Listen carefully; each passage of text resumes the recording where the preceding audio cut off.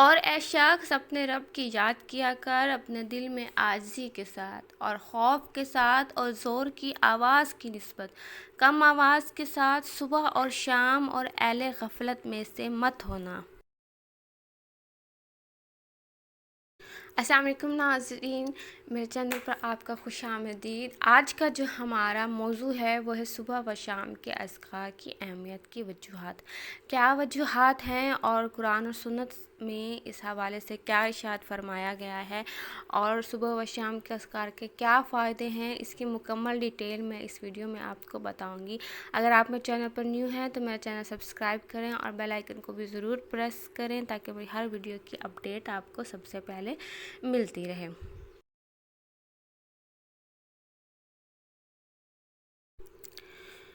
سورہ مومنین میں ارشاد ہے اور صبح شام اپنے پروردگار کی تسبیح اور حمد بیان کرتے رہو۔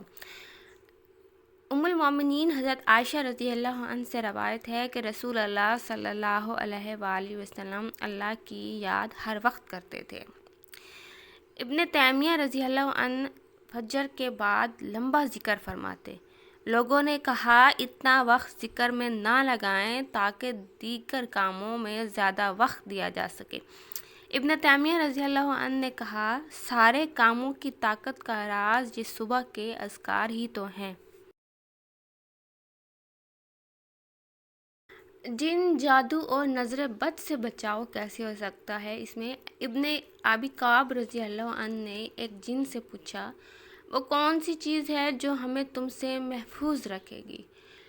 اس جن نے جواب میں کہا آیت الکرسی، اگر تم اسے صبح شام پڑھو گے تو شام تک ہم سے محفوظ کر دیے جاؤ گے، اور اگر شام میں پڑھو گے تو صبح تک ہم سے محفوظ کر دیے جاؤ گے۔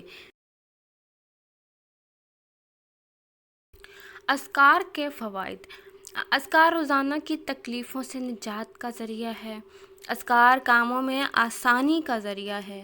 اذکار نبی کریم صلی اللہ علیہ وآلہ وسلم کا ہمارے لیے اسوہ ہے۔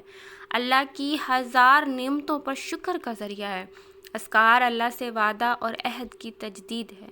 اذکار روحانی غذا ہے جس سے تھکان، بزدلی، عدم سکون وغیرہ سب دور ہو جاتا ہے۔ اذکار سے یہ احساس پیدا ہوتا ہے کہ دنیا چند روز ہے اور آخرت کی زندگی ہی باقی رہنے والی ہے۔ اذکار سے توحید کا قیام اور شرک پر کاری ضرب ہے۔ اذکار اللہ پر توکل اور معبود ان باطل سے بیزاری کا اعلان ہے۔ اذکار شیطان کے وسوسوں سے بچانے کا ذریعہ ہے۔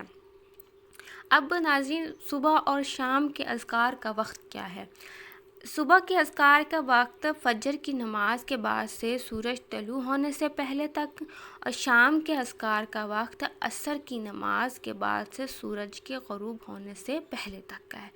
لیکن اگر کوئی ان اوقات میں پڑھنا بھول جائے یا کوئی عارضیہ پیش آ جائے تو صبح کے اذکار سورج طلوع ہونے کے بعد بھی اور شام کے اذکار سورج غروب ہونے کے بعد بھی پڑھ سکتے ہیں، کیونکہ اس معاملے میں گنجائش ہے، سختی نہیں کی گئی۔